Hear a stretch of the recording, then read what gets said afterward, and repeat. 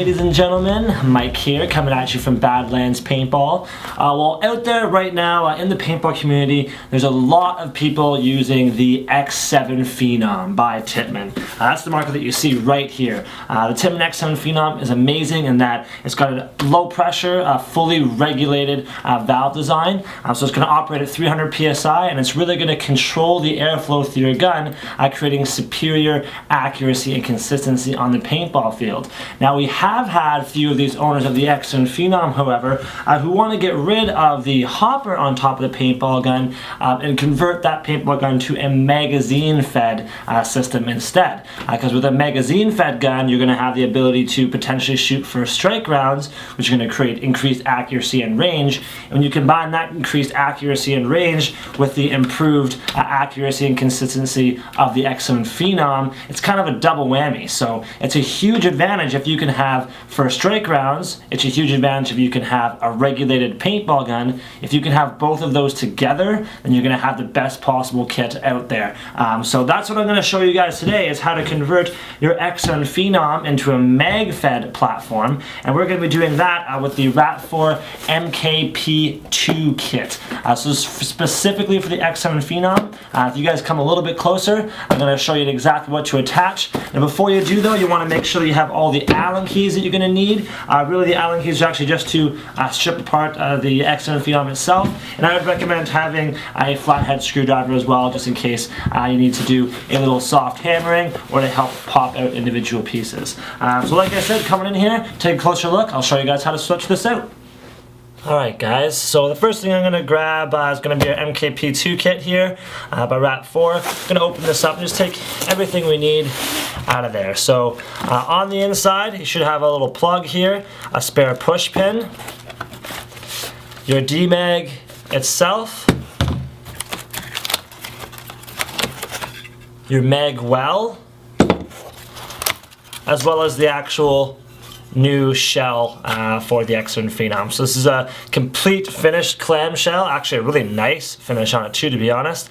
So this will split into two separate halves, and we'll be able to put in the guts of our X7 Phenom. So I'll bring those out and we can shift our box right off to the side. Alright, now we have our X7 Phenom in front of us here. So we're going to have to completely strip apart this X7 Phenom to gain access to all of our internals. And we'll actually completely fold it apart to gain access to our O-ring on the inside, the bolt bumper O-ring, as well as our detent. So to get this marker apart, we're going to have to first of all strip off all the accessories. So for one, we'll pull off the magazine here, and that's with the magazine release. On the opposite side, you can twist off our barrel, and then we're going to have to remove the grip frame, as well as our rear back plate and our front shroud. And those three items are removed by popping out the individual push pins holding them in place. Now these push pins can oftentimes be really tight on there, so that's where even having an Allen key to help push them through, or a screwdriver to help tap them out, certainly does help. So I'm going to pop out these two front ones first. So you've got two, one on the top, one on the bottom. Ooh, that bottom one's definitely tight. The top one's pretty tight too. So I'm just going to get my Allen key, and I can actually push these push pins from the back right out the front side here. So now those two push pins are out, I can actually shift off my front shroud. I'm going to keep that front shroud with those two push pins, so I know which ones go where. Next, I can remove my grip frame here by popping one push pin here and one push pin underneath the cyclone feed. Two. Now I can slide off this grip frame completely, just like so. Now keep this as it is. You can remove your safety here and actually pull out the trigger frame, the trigger assembly itself. But we're going to keep that all together. We're not going to have to make any changes to that grip frame. So we'll set that off to the side. Now we've got to take out our back plate, another O-ring, our push pin removed, and our back plate comes off as well. So now I'll keep those two push pins with my grip frame and the one top push pin with my back plate. So at this point here, we're going to actually have to remove this plug on the side here, your valve plug, just like so. So it actually just slides in and out of the side. So I just got my flathead screwdriver there and simply popped it up and out of place. Shift that to the side as well. Now we also have to remove our cyclone feed. So at this point, because I have removed that block, we're going to actually be able to pop out our cyclone tube there. And now we're going to want to get to the opposite side here, and you're going to need a slightly larger Allen key at this point to twist out your actual cyclone feed itself. Alright, so we're just going to twist out this large screw. You see right there. And now we can actually, because our air transfer tube for the cyclone has been removed, we can actually just pop that cyclone right off and out of the way. I'm going to screw my main cyclone screw right back into the cyclone feed itself. That way I don't end up losing it. So at this point, depending on how tight each one of the Allen key screws on your frame are, you're probably going to actually just be able to shift your entire bolt assembly right up the back.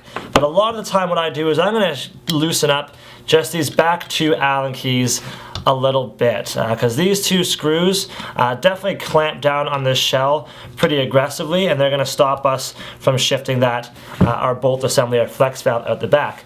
The other piece that you're going to have to remove as well is going to be your rear sight, because that rear sight is going to hold your two halves together, and it's going to keep you from opening them up in the end.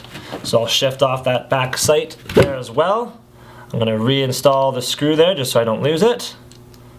Again, guys, especially if you're ever taking your paintball guns at a field itself, you really want to keep everything together.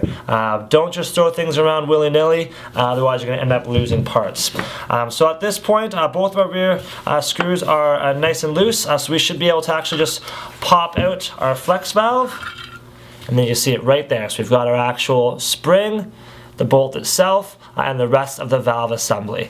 So I'm going to shift that off to the side because we are definitely going to need that again. Now we do need a few extra parts. We are going to need our front our barrel adapter on the front here. We're going to need the detent on the inside, and again there's an O-ring on the front that helps stop this bolt. It's kind of a buffer O-ring of sorts. So we're going to have to remove that too. To gain access to those parts, we're going to have to remove 1, 2, 3, 4, 5 Allen keys, and our clamshell is going to come right in half. So let's do that right now. We'll start on the front and work our way back. So last one here. Bam. So I've got all 5 of my screws right off to the side. Now as you take them out, you will notice that they are all the same length. So keeping them organized in the correct order isn't going to be a big deal. If they were in fact different sizes, I always lay my screws out the same way that I pulled them out. But that's not going to be an issue right now. So we can at this point completely open up our clamshell. And there you have it. So we are going to want to remove your barrel adapter here up at the front, because we will need that. So this barrel adapter sometimes can be very tight on here. If you do need some extra strength, just again, take advantage of your screwdriver and just pop it out, okay?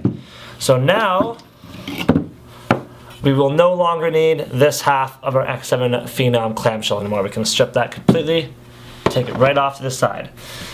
Now on this half, you are going to want to take your ball detent as well as this bolt buffer on the front here, okay? And you can remove both of those, and at that point we don't need this half anymore either. We can shift that right off to the side.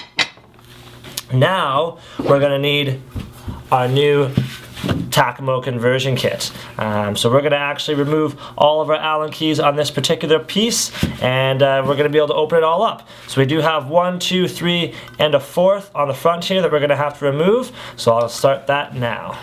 Alright, so I've got my last screw removed here.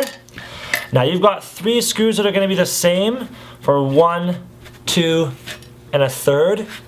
The 4th screw, this one right here, is a little bit different. It plugs into the bottom. You're going to want to keep that separate and make sure that you plug it back into that bottom half again. So I'll keep those all together with the one on the side.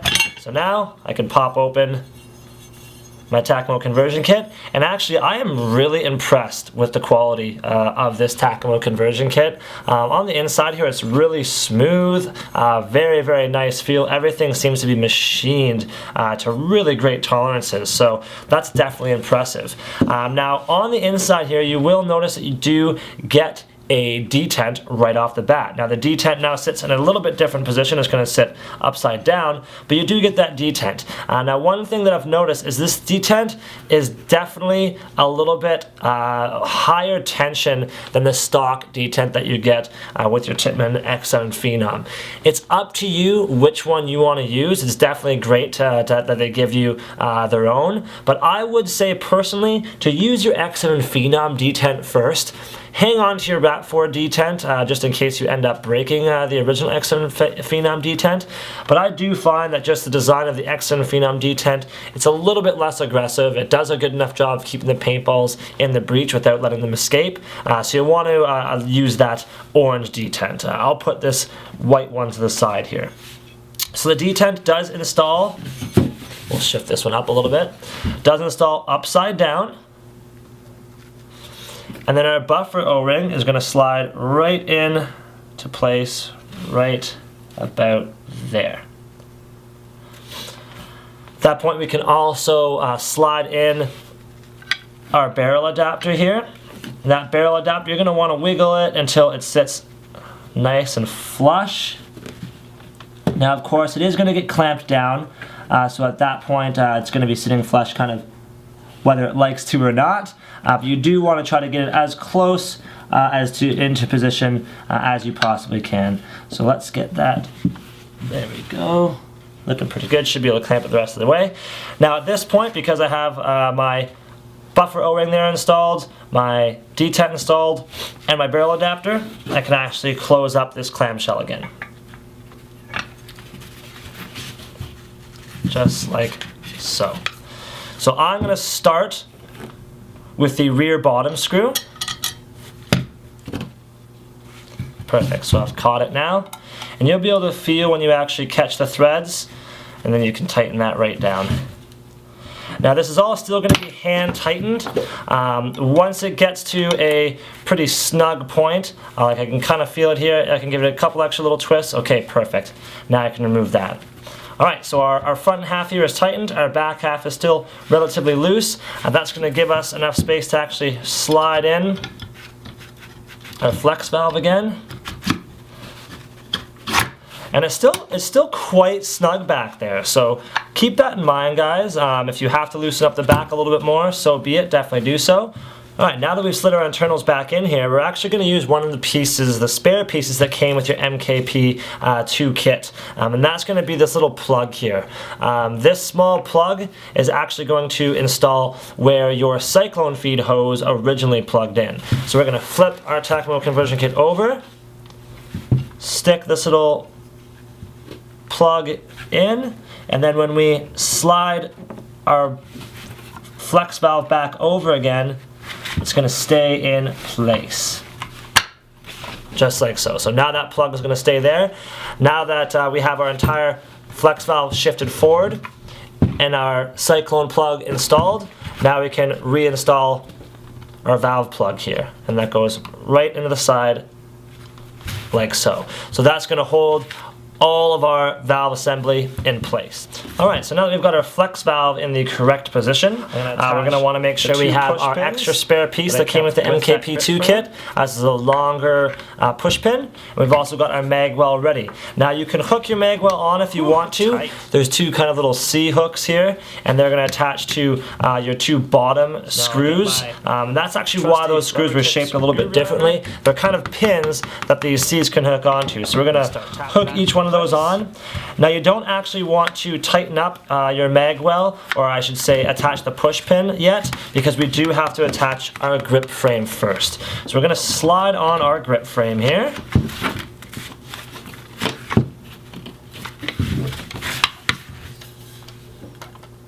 Make sure everything's sitting nice and flush. Alright, now we're going to install our front push pin, just like so. Before we install the rear push pin, however, we do have to plug in our back plate here. I'll install the top push pin of the back plate. Done. And now we can install the rear push pin of that back plate and grip frame, and trigger frame I should say. Perfect. At this point now we can install our mag well. So hooking those two C's onto the two pins, just like so, and then slide the mag well up into place. Once it's in its correct position, you can get the long push pin that came with your MKPII kit. You're going to slide that right through the mag well, just like so. You can install your rear sight again if you want to, but for now I think we should just install our barrel. Of course, A5 threads, so you can get a huge assortment of barrels for the X7 Phenom out there. Thread it on, perfect, and now you can just install the D-mag itself. And you guys are good to go. You've got your X7 Phenom converted to your D-mag. Now you can go out and shoot some first strike rounds. Alright guys, so that sums up how to attach your MKPII kit to your X7 Phenom. So hopefully at this point all your Phenom internals are installed correctly inside of your MKPII kit. You've got your D-mag installed. This is just great because again, now you're going to be able to take advantage of a hopper-free, first strike ready mag-fed shell, but inside you've got a completely regulated low pressure operation system. So you've got an accurate low pressure internals with an accurate hopper-free external. It's kind of a great combination. Now if you do want to see this combination or each item separately, you can come into any of our 9 locations across Canada, okay? We will have the MKPII kit in there as well as the X7 Phenom, and we're going to have a lot of guys and girls in there more than willing to help you out get one in your hands. Now if you can't make it into any of our stores, definitely feel free to check us out at www.badlandspaintball.com. We have all of our product availability on there, so you'll be able to check them out. And while you're online, like I always say, make sure you check us out on Facebook and Twitter. They're just great places to go on and ask any questions that you have. Facebook is especially great for just hanging out, talking paintball, seeing new things that are coming out in the industry, all that fun stuff. Now you are already watching our YouTube video right now. If you like me, please post that like the video button there in the corner, right around there somewhere. Yeah, make sure you hit that, and while you're at it guys, comment on the video below, okay, too. We want to know what you guys want to see, whether or not you think we need to make some improvements, what we could improve, what you really like. We want to hear anything you guys have to say, and definitely ideas for future videos. It's really helpful if you guys let us know. So again, hopefully you guys enjoyed this video. What you're going to want to do now is get a paintball gun in your hands, throw a mask on. Like I always say, you want to be safe out there, but get on out and play some paintball, guys, okay? I'll see you soon.